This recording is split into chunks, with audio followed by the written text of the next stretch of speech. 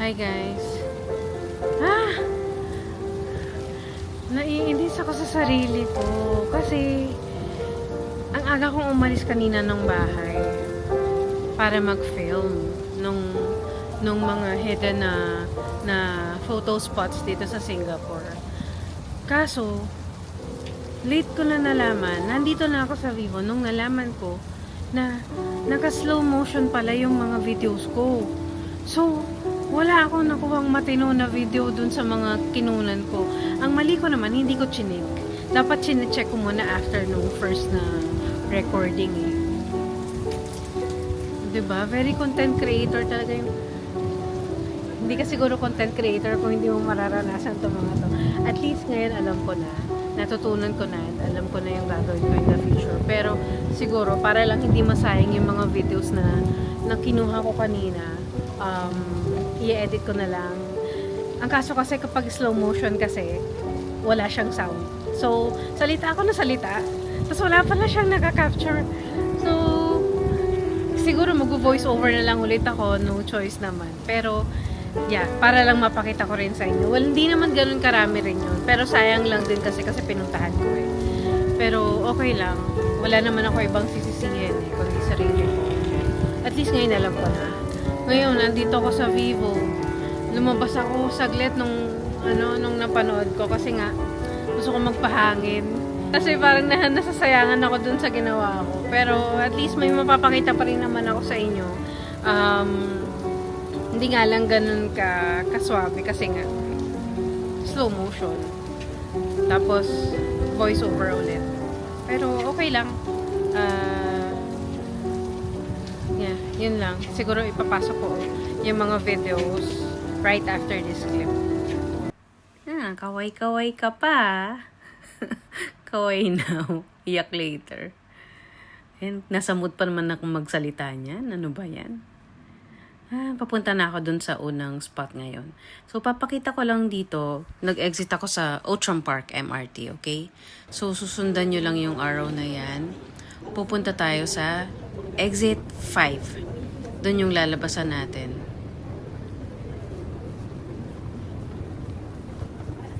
Ayan, dire-diretso lang yan. Exit 5 exit 5. Maraming exits yung mga MRT station. So, very important na sundan nyo kung ano yung exit na sinasabi ko. Ito palang ruta na to, ito yung ruta ko lagi pa uwi ng bahay. Kaya, alam na alam ko na to. Ayan, again, exit 5 from Outram MRT kayo dapat manggagaling. So, ayan, susundan nyo lang siya hanggang makarating dun sa taas. Dun sa taas, bawal nang mag-video and mag-photo. So, ititigil ko na hanggang dito. Basta ito na yung exit 5. Then, dire-diretso na lang yung lakad. Yung first stop is dito sa Pinnacle at Duxton. Ito yung highest na HDB flat dito sa Singapore. Magandang background yan pag nag-picture kayo.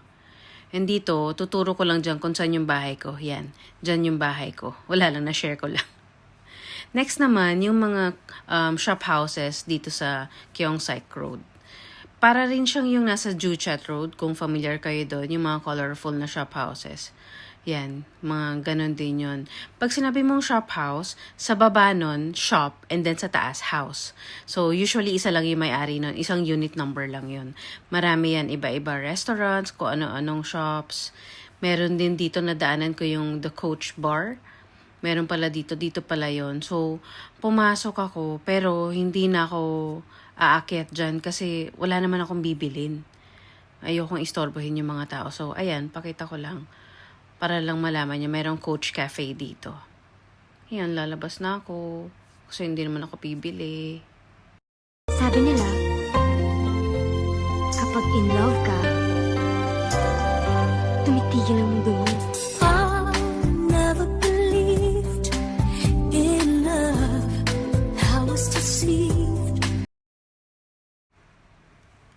O, tignan nyo dyan. Ang dal-dal-dal-dal ko, oh. Ang dami kong sinasabi dyan, eh. Nalimutan ko na ako ano yung mga sinasabi ko, eh. Pero basta parang ine-explain ko lang yung mga shop houses dyan. Tapos mapapayuko na naman ako.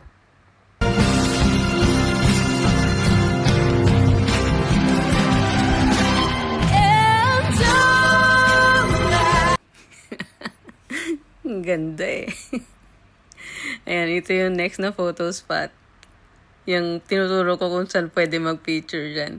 Dito yun sa Kyongsai Road. Ganyan yung itsura ng photo. Hindi ko lang mabigyan ng justice sa video. Sorry talaga. Pero dyan yun sa Kyongsai Road. Okay?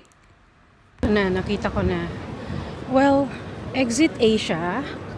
Tapos, teka, lagpasan ko lang muna sila, Kuya. Exit A. And then, turn right. Para makita nyo. Pag may nakita kayong Starbucks, malapit na doon. Okay, so, teka lang. Ngayon lang ako pinawisan na. Sabi ko pa naman sa vlog ko kahapon, hindi ako pinapawisan sa Singapore. Pero, yeah, ngayon lang pinawisan. Medyo mainit kasi. Well, anyway, yan. Ito na, papakita ko na sa inyo yung isang magandang photo spot.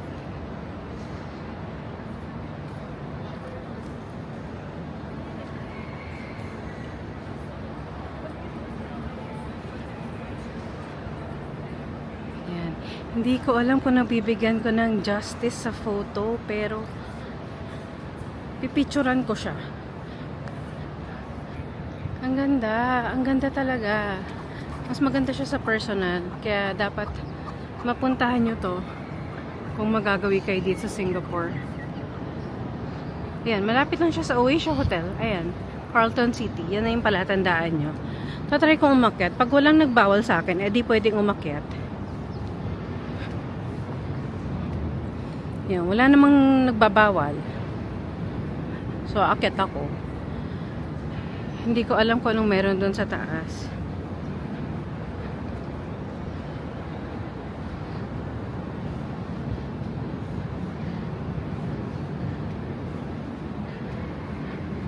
Oh, may paupuan pa.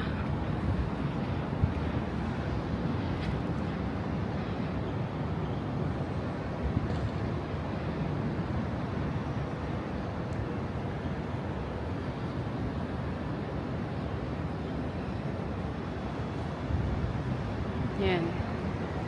Ito yung mga makikita mo from here.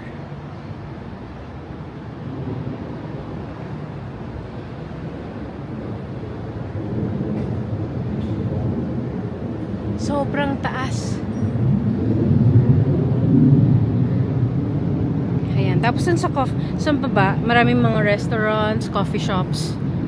Kasi maraming ang office buildings dito. So, marami ring mga dining options. Yan. Ang ganda. Pipicturean ko lang ulit, Yan. Hi. Pababa na ako.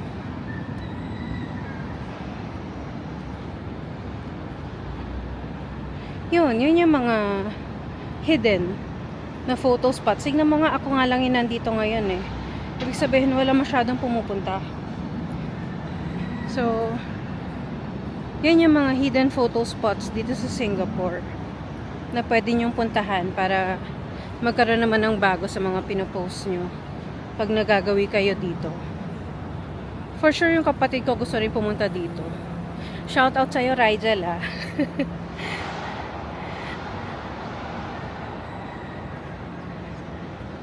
Wait lang, dahan-dahan. Ayun, dito na ako dadaan. Ayan, one last look.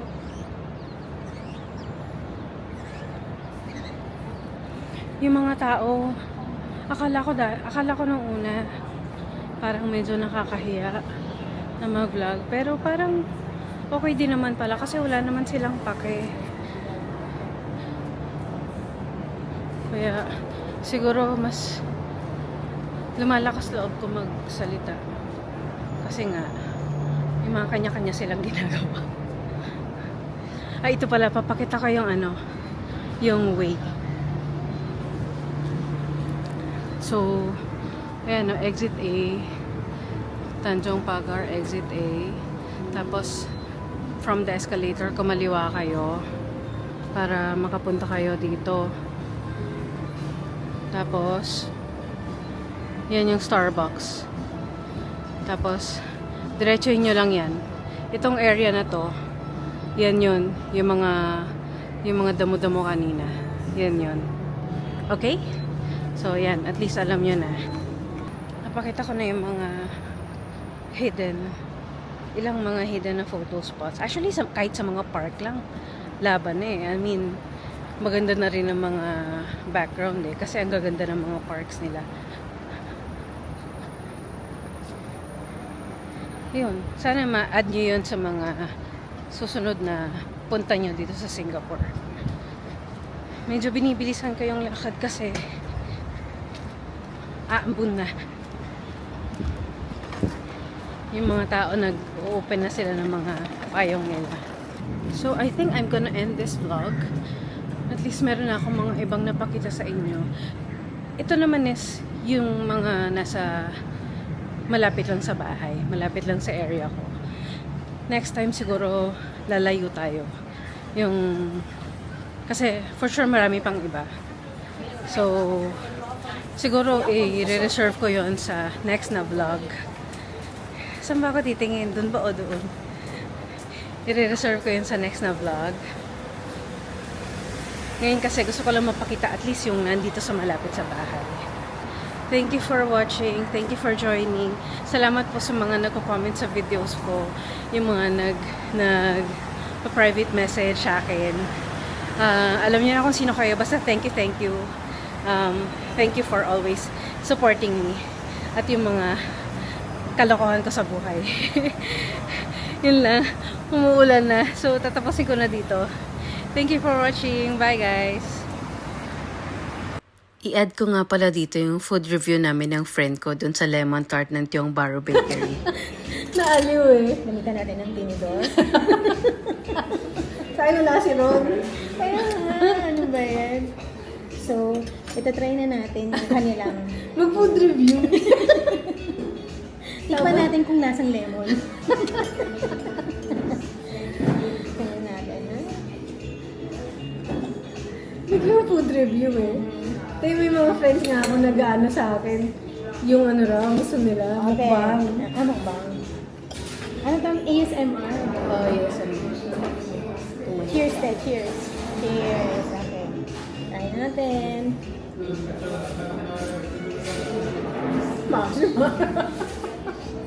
Lemon nga. Pero ko medyo mag-leche plancha eh. Asin. Sabi asin te. Pwede mo lagyan ng ano, bagoong. Excuse me, sino gumawa nito? I rate it 7 out of 10. Yeah. I think it's a 6 for me. Sobrang nangingibabaw yung asin. Naglalaway ako. Correct. Yung Nangangasim ako, promise. mukha asin ka talaga na. Maasim pa sa ano to. Pero nagko-compliment siya sa hot Maasim pa sa chocolate. dato po din. Hindi marami sa asim, no? Kaya ko lang tikman yan. Bagay siya sa matamis na drink talaga. Sa maasin. Parang dapat pagkakain mo, chaser agad to. No? Sa sobrang asin niya parang kulang na. Hindi mo na kailangan sinigang mix. Kung may sisinigang kayo, ito na ilagay mo, katawin mo. Rekta na to. Pwede mo nga rin ibabaw to sa mga pansit eh. Kalamansi. Ano ba yan? Yung asin na pangin. May patubig ba sila dito? Meron din doon may hydration kinenero. Tingnan mo natin. Pero masarap naman kaya sobrang asin. Kaya mga Hindi sa karamdam mo rin yung linyahan tamis ng mga niya, no? linyahan ng mga korentahin. Masarap siya, hindi masyado matamis. Di ba? Di ba ganun yung Oo. mga korentahin? Masarap. Masarap Masyado siya. matamis. Yung mga dessert na ayun din. Yung tamis niya parang nanggagaling dito sa ano. Yun lang sa ano niya. Yung yung tart tart niya.